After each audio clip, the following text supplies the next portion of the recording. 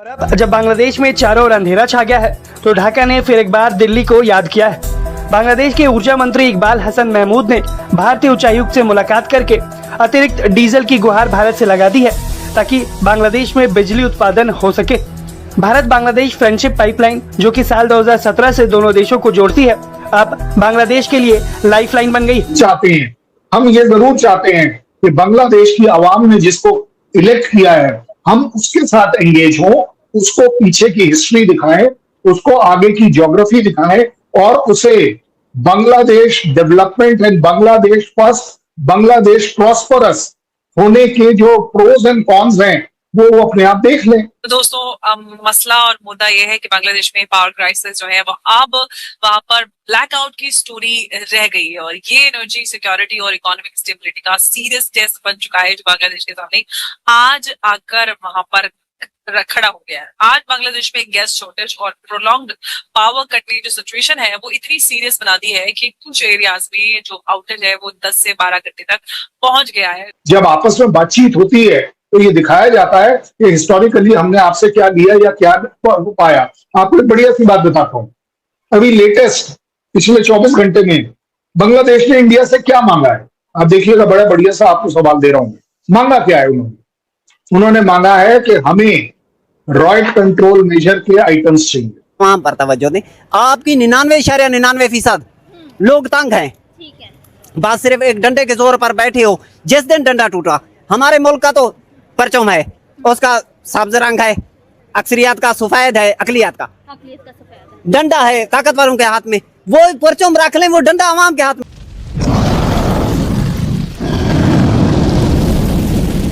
Hello दोस्तों, जय हिंद। जैसा कि आज की वीडियो क्लिप में आपने देखा, बांग्लादेश में बिजली और ईंधन का संकट अब आम लोगों की ज़िंदगी पर सीधा असर डाल रहा है। देश के कई हिस्सों में घंटों बिजली गायब रहने से गर्मी के बीच हालात बेहद मुश्किल हो गए हैं। सरकार ने बिजली बचाने के लिए अब बाज़ारों और व्यावसायिक इलाकों पर सख्ती बढ़ा दी है। कई जगह दुकानों और शॉपिंग मॉल को रात 8 बजे तक बंद करने का फैसला लिया गया है। लगातार बिजली कटौती से लोगों का गुस्सा भी बढ़ता नजर आ रहा है। कुछ इलाकों में प्रदर्शनकारियों ने बिजली से जुड़े दफ्तरों और सब स्टेशनों को निशाना बनाया, जिसके बाद प्रशासन को सुरक्षा बढ़ानी पड़ी। लेकिन सबसे बड़ी चुनौती ईंधन की है। बिजली उत्पादन प्रभावित ना हो, इसके लिए बांग्लादेश अब भारत की तरफ मदद के लिए देख रहा है। खबरों के मुताबिक ढाका ने भारत से अतिरिक्त डीजल सप्लाई की मांग की है। यानी बांग्लादेश का ऊर्जा संकट अब इतना गहरा हो चुका है कि उसे अपने पड़ोसी भारत से तत्काल ईंधन मदद की जरूरत पड़ रही है।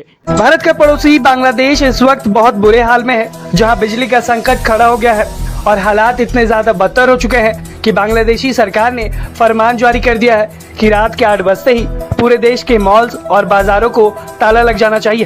वो बांग्लादेश जो भारत के साथ शेख हसीना के मामले पर अपनी तलखी रख रहा था, अब वही भारत के सामने अपने हाथ फैलाकर मदद मांग रहा है। चाहते हैं, हम ये जरूर चाहते हैं कि बांग्लादेश की आवाम ने जिसको इलेक्ट किया है हम उसके साथ एंगेज हों, उसको पीछे की हिस्ट्री दिखाएं, उसको आगे की ज्योग्राफी दिखाएं और उसे Bangladesh development and Bangladesh first, Bangladesh prosperous होने के जो प्रोज एंड कॉन्स हैं वो अपने आप देख लें। जब आपस में बातचीत होती है तो ये दिखाया जाता है कि हिस्टोरिकली हमने आपसे क्या लिया या क्या पाया। आपको एक बढ़िया सी बात बताता हूं, अभी लेटेस्ट पिछले 24 घंटे में बांग्लादेश ने इंडिया से क्या मांगा है। आप देखिएगा, बड़ा बढ़िया सा आपको सवाल दे रहा हूं। मांगा क्या है उन्होंने मांगा है कि हमें रॉयड कंट्रोल मेजर के आइटम्स चाहिए। सोचिए आप, और वो भी एक आध 2-10 नहीं, टनों के हिसाब से उनको चाहिए। अगर आप मोटे तौर पर देखें तो अभी भी बांग्लादेश को ये बात, अब बांग्लादेश का वो जो मैत्री पाइपलाइन है जो डीजल की, वो हमारे बीच में रुकी है क्या? कहीं पर 1 लीटर कम हुआ हो, ज्यादा हुआ हो? They have a total dependence on that. आप बांग्लादेश की बिजली की बात कर लीजिए, उसका जो बिजली का जो सारा मामला है वो रुका है, कहीं पर कहीं नहीं रुका। आप जो पैसे लेते हैं यार, देखिए मेरी बात सुने, 2 चीजें। अरे भाई, पैसे लेकर कम से कम हम टेररिज्म तो नहीं करते यार। सुन तो लेना, वो कल साहब, एक तो आप अपने लेवल की बात किया करें, ये क्या दाएं बाएं हिलते रहते हैं। दाएं बाएं इतनी बड़ी चीज है, अरे भाई, उनकी इकॉनमी की बात कर रहा हूँ, उनकी इकॉनमी जिस चीज पर डिपेंड है, उनका इंफ्रास्ट्रक्चर बिजली का पूरा उसके ऊपर डिपेंडेंट है, उनका जो गंगा वाटर ट्रीटी मेरे साथ है वो उस पर डिपेंडेंट है। कल साहब फ्री देते हैं कि पैसे लेते हैं? हाँ, फ्री देते पानी आपको पिछले 50 साल से मिल रहा था, उसके कितने पैसे दिए आपने, बता दीजिए। आप चाइना को पैसे देते हैं? क्या, बिल्कुल, क्यों नहीं देते हैं।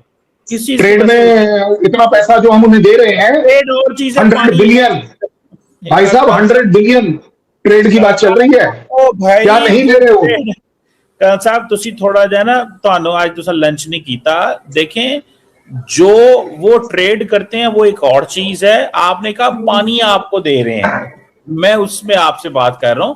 अगर आप कारोबार कर रहे हैं बांग्लादेश से, उसके बाद आप उनको कोई चीज देते हैं, उसके आप पैसे लेते हैं, तो ये टू वे ट्रैफिक है ना। ये थोड़ी है कि आप उनको रात थोड़ी दे रहे हैं, मतलब वो देखिए, यू आर राइट, पैसे दे रहे हैं, तो फिर किस चीज right. हम दे रहे हैं, हम दे रहे हैं। बिल्कुल नहीं, आपने ठीक बोला। अगर हमारे रिलेशन ठीक नहीं है तो हम उसे बंद कर सकते हैं, बड़ी सीधी बात है। ये जो 14 बिलियन, नहीं, ये आपके लिए कहना आसान है ना कि करिए बंद। मैं बताता हूँ, देखिए, यही बात है आपके और हमारे में फर्क। पंजाबी चाहते ने तुसियो पैसे दे पुत्र। चाइना ने आपकी जमीन हड़प ली, चाइना ने आपके बंदे मार दिए, सारा कुछ कर लिया, आपने उनसे कारोबार बंद नहीं किया। आप तो पैसे के पुत्र हैं, बंदे मर जाना, जमीन चली जाना तो आपके लिए कोई मसला नहीं है। दोस्तों, मसला और मुद्दा यह है कि बांग्लादेश में पावर क्राइसिस जो है वो अब वहां पर ब्लैकआउट की स्टोरी रह गई है, और ये एनर्जी सिक्योरिटी और इकोनॉमिक स्टेबिलिटी का सीरियस टेस्ट बन चुका है, जो बांग्लादेश के सामने आज आकर वहां पर खड़ा हो गया है। आज बांग्लादेश में गैस शॉर्टेज और प्रोलॉन्ग्ड पावर कट की जो सिचुएशन है वो इतनी सीरियस बना दी है कि कुछ एरियाज में जो आउटेज है वो 10 से 12 घंटे तक पहुंच गया है। मसला और सिचुएशन यहाँ तक पहुंच गई कि तारिक रहमान को ये कहना पड़ा कि भाई मॉल्स जो है वो 8 बजे के बाद नहीं खुलेंगे। बांग्लादेश की जो गवर्नमेंट है उसने इलेक्ट्रिसिटी बचाने के लिए शॉपिंग मॉल, जैसे कि मैंने बताया, मार्केट और शॉप्स है, उनको रात 8 बजे के बाद बंद करने का ऑर्डर दिया। और सबसे इंपॉर्टेंट यहाँ पर डेवलपमेंट ये है कि जो ढाका को फ्यूल सिक्योरिटी के लिए अब भारत की जरूरत पड़ गई है, क्योंकि हम तो जानते हैं और हम लगातार इस बात को बोलते आ रहे हैं कि बांग्लादेश की जो भारत के ऊपर स्ट्रेटेजिक डिपेंडेंस है वो भारत से पल्ला नहीं छुड़ा सकता। भारत ने आजादी के साथ साथ भारत हर चीज के लिए वो भारत पर निर्भर है। तो ऐसे में वो जिस तरह का तेवर अपनाए हुए था, फाइनली जो तारिक रहमान है बांग्लादेश अब वो घुटनों पर आता हुआ नजर आ रहा है। लेकिन सवाल अब यहाँ पर यह है कि क्या इंडिया के लिए ये सवाल होना चाहिए कि बांग्लादेश की हेल्प करे या नहीं करे, क्योंकि हाथ की जरूरत पड़े तो भारत, फ्यूल चाहिए तो भारत, हर चीज की जरूरत पड़े, इलाज चाहिए तो भारत। लेकिन तेवर दिखाने के लिए, आतंकवाद फैलाने के लिए, भारत को कमजोर करने के लिए और पाकिस्तानियों को पनाह देने के लिए, उनके एजेंडे को फ्यूल करने के लिए वो भारत के अगेंस्ट इस्तेमाल करते हैं। और साथ ही जो बांग्लादेश में जो हिंदू हैं उनके ऊपर अत्याचार जो है वो किसी से भी ढका छुपा नहीं है।